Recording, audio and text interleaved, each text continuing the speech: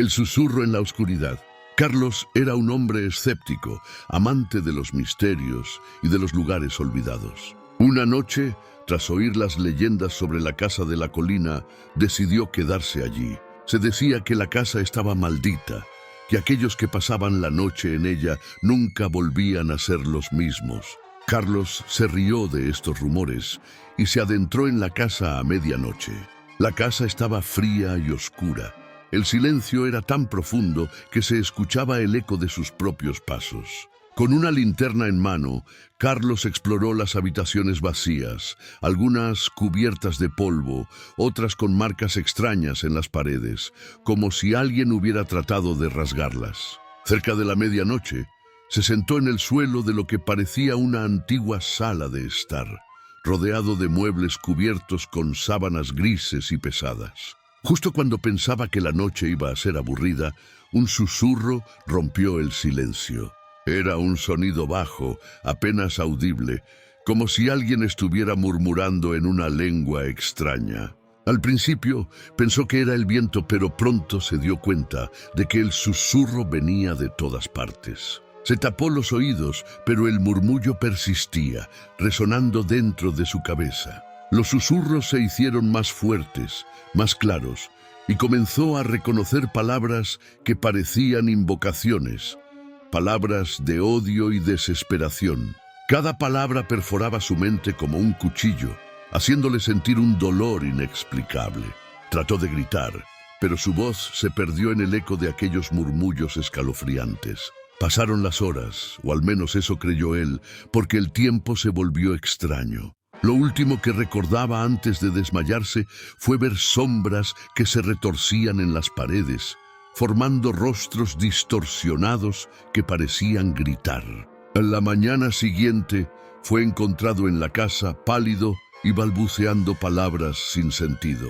Nadie pudo entender lo que decía, pero algunos juraron que al acercarse oyeron susurros en un idioma que jamás habían escuchado, como si el espíritu de la casa hubiese dejado una marca permanente en su mente. La muñeca rota. Marta tenía 8 años cuando encontró la muñeca en el desván de la vieja casa de su abuela. Era una muñeca antigua, de porcelana, con una cara pálida y ojos grandes y oscuros. Su vestido estaba desgarrado y el brazo derecho parecía haber sido reparado muchas veces, torcido en una posición extraña. A pesar de su aspecto, Marta sintió una extraña fascinación por la muñeca y decidió llevársela a casa. Esa noche, Marta colocó la muñeca en la repisa de su habitación y se fue a dormir. Pero en medio de la noche, un sonido suave la despertó, como el roce de pasos diminutos sobre el suelo de madera. Abrió los ojos lentamente, pero no vio nada fuera de lugar. La muñeca seguía en la repisa inmóvil, con su expresión fría y sus ojos oscuros. La noche siguiente, Marta despertó otra vez, esta vez por un susurro leve, casi imperceptible. Giró la cabeza hacia la muñeca y le pareció que sus labios estaban entreabiertos, como si estuviera a punto de decir algo. Se sintió invadida por un escalofrío, pero se convenció de que era su imaginación y volvió a dormir. A medida que pasaban los días, Marta notaba que la muñeca parecía cambiar de lugar. A veces la encontraba en la esquina de la habitación o en su escritorio. Sus padres le decían que ella misma la movía sin darse cuenta, pero Marta sabía que eso no era cierto. Una noche, mientras intentaba dormir, sintió una presencia en su habitación. Abrió los ojos y en la penumbra vio a la muñeca sentada en el borde de su cama, mirándola con una expresión helada y sus ojos brillando con un resplandor extraño. Antes de que pudiera gritar, escuchó un susurro que parecía venir de la muñeca. ¿Quieres jugar conmigo para siempre? El miedo la paralizó, y todo lo que pudo hacer fue cerrar los ojos y esperar que fuera solo una pesadilla. A la mañana siguiente, sus padres la encontraron en su cama, temblando y sosteniendo la muñeca con una fuerza desesperada. Cuando intentaron quitarle la muñeca, Marta comenzó a gritar, sin permitir que nadie se la llevara. Desde ese día, Marta cambió. Apenas hablaba y siempre llevaba la muñeca consigo, susurrándole al oído como si fuera su única amiga. Sus padres, angustiados, intentaron deshacerse de la muñeca en varias ocasiones, pero de alguna forma la muñeca siempre regresaba a la habitación de Marta, esperándola con su mirada fija y una sonrisa que parecía crecer cada vez más. La sombra en el espejo. Ana acababa de mudarse a su nuevo apartamento, uno pequeño pero acogedor, con paredes de ladrillo y ventanales amplios. La decoración minimalista solo incluía algunos muebles esenciales y un gran espejo antiguo que había heredado de su abuela. El espejo era de marco oscuro y tallado con figuras extrañas, y la superficie del vidrio era algo opaca, como si guardara los ecos del pasado. Durante los primeros días todo fue normal. Sin embargo, una noche, mientras se preparaba para dormir, Ana notó algo extraño en el reflejo. De pie frente al espejo, tuvo la impresión de ver una sombra en el fondo, detrás de ella, algo oscuro y borroso. Miró hacia atrás, pero no había nada en la habitación. Pensando que era un simple juego de luces, se rió de su propio nerviosismo y se fue a dormir. En la noche siguiente, la sombra apareció de nuevo, pero esta vez estaba más cerca, como si se hubiera acercado unos pasos hacia ella. Ana sintió un escalofrío recorrerle la espalda y decidió no mirar más el espejo por esa noche. A pesar de sus esfuerzos por ignorarlo, cada vez que pasaba frente al espejo, sentía como si algo estuviera observándola desde el otro lado. Las noches siguientes, la situación empeoró. La sombra parecía moverse, estirándose, como si intentara romper la superficie del espejo. Una madrugada, Ana despertó sobresaltada, con la sensación de que alguien la observaba intensamente.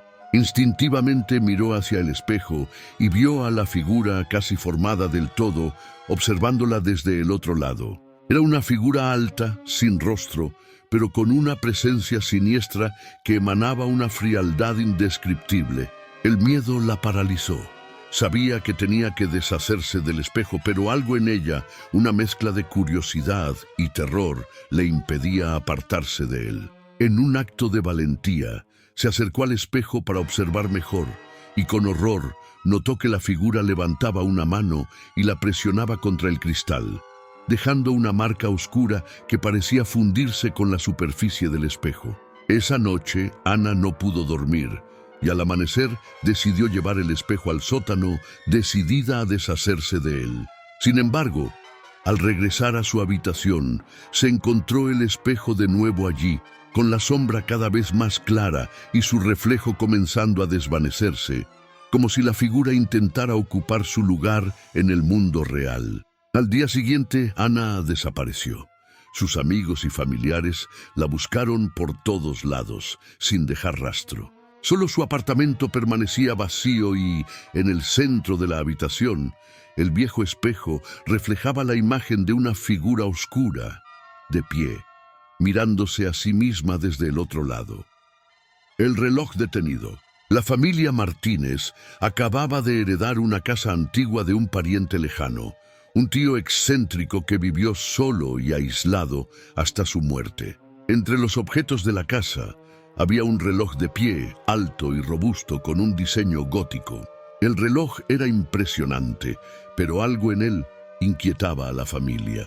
Su madera oscura estaba tallada con símbolos extraños y el péndulo, que había estado quieto desde que encontraron el reloj, parecía reflejar una oscuridad infinita.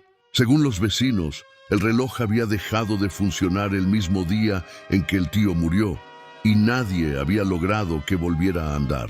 Decididos a restaurar el reloj, la familia lo limpió y lo llevó al salón de su casa. A simple vista, el reloj seguía detenido, pero el ambiente en la casa comenzó a volverse extraño.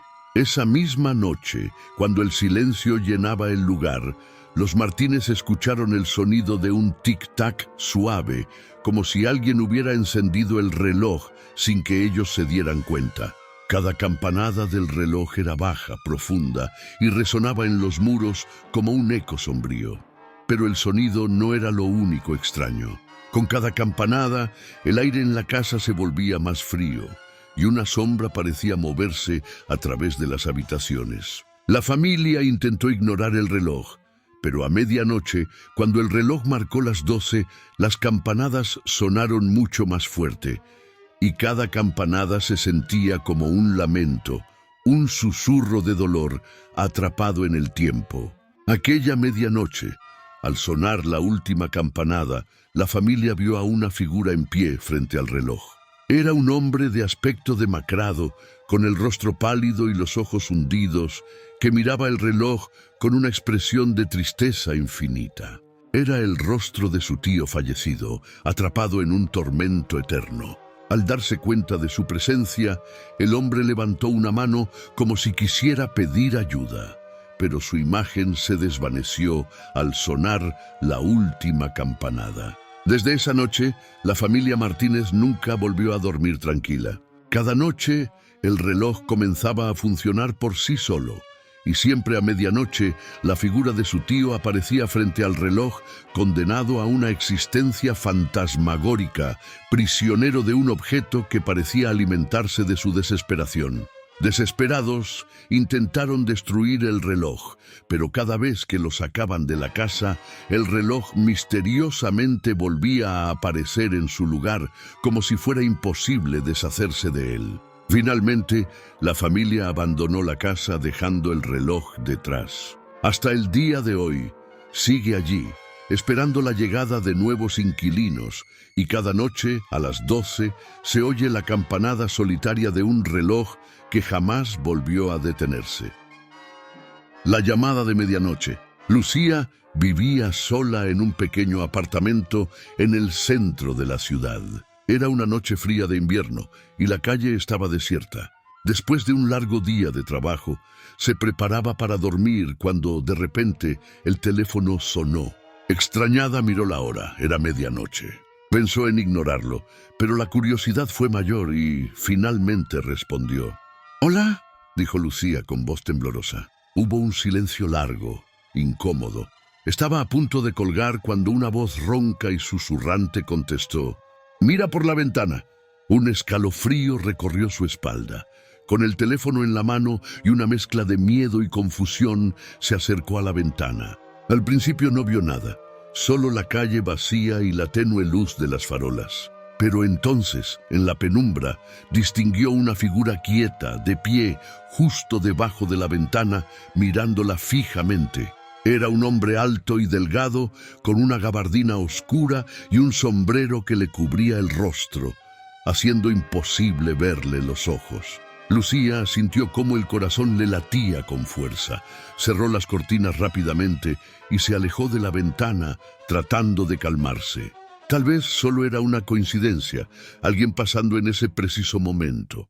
Pero el teléfono volvió a sonar.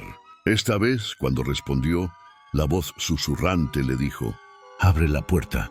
El pánico la invadió. Miró hacia la puerta de su apartamento y se dio cuenta de que el seguro no estaba puesto. Trató de moverse para cerrarlo, pero el miedo la paralizaba. Entonces, escuchó un golpe suave en la puerta, como si alguien estuviera tocando suavemente, esperando a que ella abriera. «Abre la puerta, Lucía», susurró la voz al otro lado de la línea, esta vez llamándola por su nombre. ¿Cómo sabía su nombre? El miedo era tan intenso que apenas podía respirar. Quería gritar, pero ningún sonido salía de su boca. Finalmente, reunió el coraje suficiente para correr hacia la puerta y echar el seguro. Escuchó otro golpe, más fuerte esta vez, como si la figura intentara entrar. El teléfono sonó una última vez. Con manos temblorosas, respondió. «Si no abres, entraré de todos modos». Lucía tiró el teléfono y corrió hacia su habitación, encerrándose y temblando. A través de la puerta escuchó los golpes repetidos y luego un silencio inquietante. La noche fue interminable y no se atrevió a salir de su habitación hasta el amanecer. Cuando finalmente lo hizo, encontró la puerta de su apartamento abierta y en el suelo, justo en la entrada, una nota escrita con letras torcidas. «Volveré cuando menos lo esperes». Desde esa noche, Lucía jamás volvió a responder una llamada a medianoche, y cada vez que oía sonar el teléfono en medio de la noche, sentía la presencia de esa figura, esperando pacientemente su próximo error.